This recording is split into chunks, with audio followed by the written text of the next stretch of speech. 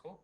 देखिए, peoples democratic party की जो सियासत पिछले 10-12 साल मिली है, मुझे लगता है कि इनको अब पीडीपी का जो नाम है वो चेंज करके प्योर ड्रैकोनियन पार्टी कर देना चाहिए। क्योंकि 2014 से लेकर आज तक इन्होंने लगातार जम्मू कश्मीर को जो नुकसान पहुंचाने की कोशिश की। 2014 से मैं शुरू करूं तो एक ऐसी पार्टी के साथ जिसका पिछले 7 साल से एजेंडा था कि 370 को एबॉलिश करना है, उस पार्टी के साथ हाथ मिलाया और आज उसके नतायज ये हैं कि आज हम लोग अपनी शनाख्त, अपनी आइडेंटिटी और अपनी जो हमारा स्टेटस था उसके लिए हम दिल्ली के सामने हाथ फैला रहे हैं और गिड़गिड़ा रहे हैं। जहां तक बात है, जैसे आदित्य जी अभी कह रहे थे कि पीपल्स डेमोक्रेटिक पार्टी जो है वो 370 को लेके बड़ी सीरियस है। मैं आखिर इनसे पूछना चाहता हूं कि जब 20 जुलाई को जम्मू कश्मीर की आवाम ने और जम्मू कश्मीर में जिस हम्म। पार्टी की हुकूमत है उन्होंने डिसाइड किया सभी ने मिलकर कि आप एक प्लेटफॉर्म पर एक फ्रंट में आइए ताकि हम दिल्ली में जाके अपना प्रेशर बना सके सेंट्रल गवर्नमेंट के ऊपर, उस टाइम पे महबूबा मुफ्ती साहिबा जी थी, वो पीछे हट गई। लेकिन अचानक से उनको जम्मू कश्मीर की उस समय याद नहीं आई, लेकिन अचानक से उनको कॉकरोच जनता पार्टी की याद आ गई और वो उस जगह चले गए और वहां पर इन्होंने जो 2014 के बाद जो दुराचार, जो एट्रोसिटीज जम्मू कश्मीर की आवाम और यहाँ के नौजवान के साथ की गई, उसको वहां पर जस्टिफाई किया गया कि दिल्ली में अगर जम्मू कश्मीर में अगर ये चीजें होती हैं तो वो तो उससे कोई बात नहीं, लेकिन दिल्ली में पैलेट गन्स क्यों चलाएगी, ये बड़ा दुर्भाग्यपूर्ण है।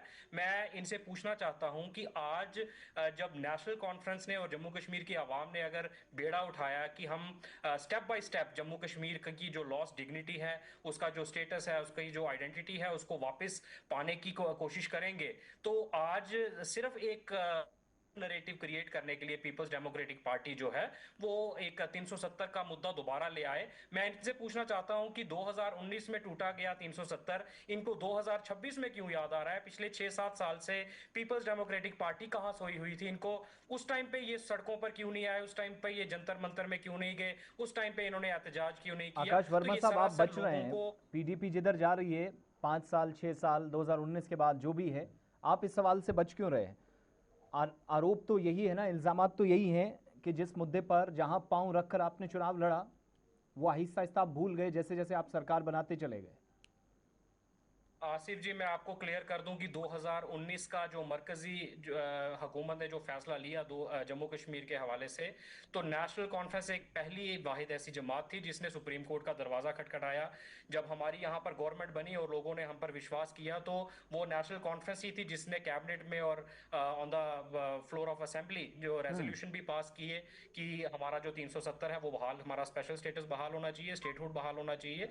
तो जब आज पहल करने की बात आई तो नेशनल कॉन्फ्रेंस सामने आई। आपने देखा कि जितनी भी बीजेपी की ABC टीम्स थी उन्होंने तो सिरे से खारिज कर दिया कि हम लोग जो है वो प्रोटेस्ट ज्वाइन नहीं करेंगे। तो आज जब ये दोबारा से, क्योंकि अभी हाल ही में मुझे लगता है 7-8 दिन हुए हैं कि नेशनल कॉन्फ्रेंस ने एक जोरदार प्रदर्शन दिल्ली के जंतर मंतर में किया, ठीक है। तो इनको अब जाके वो याद आ रही है।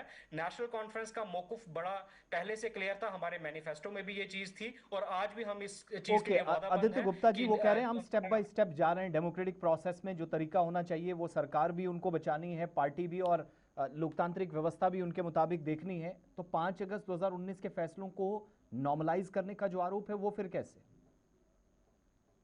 मैं बिल्कुल हैरान हूं उनकी बात से, क्योंकि मैं साथ साथ में ये भी देख रहा हूं कि एनसी का मैनिफेस्टो पढ़ रहा हूं। इसमें कहीं पर सर आपने ये स्टेप बाय स्टेप नहीं लिखा था।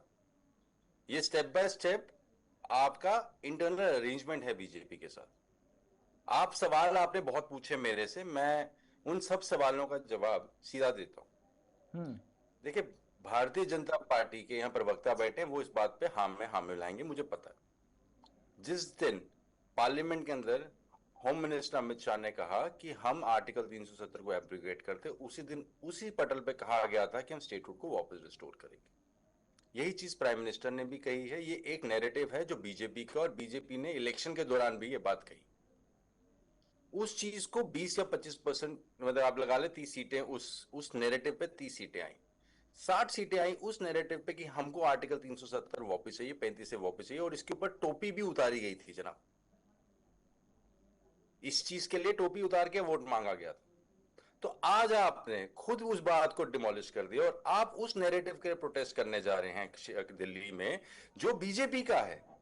तो जनाब आपको बीजेपी मुबारक, आपको मोदी भक्ति मुबारक, वो आपको है।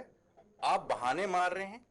आकाश साहब आप मुझे क्विकली, बताएं, मैं फिर हम बाकी आपने दो हम पे मेहमानों के सवाल पास उठाया हूं। 19 अगस्त, जो 5 अगस्त के पहले आप खुद चेक कर लें, आप इस तरीके इट्स एन से ऑफिशियल रिकॉर्ड। 5 चैनल पे अगस्त आप से लोगों को हम लोग मिसलीड ही करना लड़ते बंद कर रहेंगे। दीजिए। बात रही 14 से तीसरी, लेकर आज तक जो जहां तक जो बात आपका रही आपको किया काम कराया करने की, रहा कैसी वो लोग सरकार आई जानते है? हैं। अरे सरकार, क्या आप मुझे एक बात बताइए, आप उस पार्टी से आप आज 370 की मांग कर रहे हैं जिसका 70 साल का एजेंडा था कि 370 को खत्म करना है। तो आज ये टॉफी और आप लॉलीपॉप किसको दे रहे हैं कि हम वहां पर एहतजाज करेंगे और वो 370 दे देंगे? ये तो हाँ, आप किसी ये लेमैन से बात पूछिए कि बिल्कुल जिस सही है, पार्टी का नेशनल 70 साल कॉन्फ्रेंस का से आनी एजेंडा बिल्कुल रहा। सही है। सुनिए सुनिए, लेट मैं नहीं नहीं, बताता लेट हूं, me complete, let me complete. You ये you have asked a democratic question, let system me होता है answer sir. It. National conference की you internal have party asked a meeting नहीं है क्वेश्चन। जहां पर उमर साहब या फारूक साहब को कुछ का आपको चीज मिल जाएगी। ये आपको भी पता, उनको भी पता था पहले दिन से कि इस चीज के लिए लड़नी पड़ेगी, और लड़ाई जब आप पूरी चीज के तो लिए आप लड़ोगे तभी सात आपको साल से मिलेगी। आप 7 साल से लड़ाई लड़ने के लिए सड़कों पर क्यों नहीं आए आदित्य जी? बड़ी हैरान कर देने हम तो वाली लड़ रहे हैं बात है सर। आपको कि आई आज थिंक आपको वो लड़ाई याद आ मुझे रही है। काफी हैरानी है कि आप मुझे नौवे शुभ होते हुए भी शो आपके मी पास इंफॉर्मेशन शो क्यों मी अ नहीं है पूरी? सिंगल प्रोटेस्ट दैट हम तो कब पीडीपी से, हम तो हर 5 अगस्त, हेल्ड। हर 5 अगस्त आप 2002, हर 5 अगस्त को हम लोग सड़क पे होते हैं। प्रोटेस्ट हर बार ही होता है। आई नहीं, थिंक आप यू शुड मुझे वेरीफाई। मुझे आपका एक नौवे इंस्टेंस शुभ बता फोन दीजिए। करके पूछो उनका डेटा पीडीपी है। तो पिछले 6-7 साल से गुमशुदा थी। जब 2019 में हमारा स्पेशल स्टेटस, हमारी आइडेंटिटी, हमारी डिग्निटी को शरेआम लूटा गया, जिस पार्टी के साथ आपने हाथ मिलाया था, उसके बाद से तो पीडीपी गुमशुदा थी। इसलिए तो आप 25 एमएलए की पार्टीज जो है वो 3 एमएलए पे आके सीमित हो गए। आज आपको अचानक से एग्जैक्टली अभी तो जम्मू आपको कश्मीर की आवाम भी रिस्पॉन्सिबिलिटी याद आ मिली है रही है। जिसको आप नहीं आज आपको फुलफिल अचानक कर रहे से हैं जम्मू सर। कश्मीर का खोया आपको हुआ अस्तित्व भी रिस्पॉन्सिबिलिटी याद आ मिली रहा है ठीक है। है, उस चीज आज की। आपको अचानक से दिल्ली में जाके जंतर मंतर पर प्रोटेस्ट करना भी याद आ ठीक रहा है। है। 20 मैं जुलाई को ओके, कहां थे आप लोग? मैं एक 20 बात जुलाई रह को गई आप लोग क्यों नहीं मैं आए? सर, एक चीज रह गई आसिफ साहब से, लास्ट है, दिस इज माय लास्ट। इन्होंने हमें बोला कि हम कॉकरोच की मूवमेंट पे ज्वाइन करें। मैं आपको कहना चाहूंगा कि आप प्लीज उमर साहब का फीड निकालें। उन्होंने कॉकरोच जनता पार्टी के प्रोटेस्ट में जाकर शिरकत लेने की कोशिश की है। एक फोटो है उनकी जिसमें उन्होंने अपना वर्कर सारा दिखाया और पीछे कॉकरोच जनता पार्टी दूसरी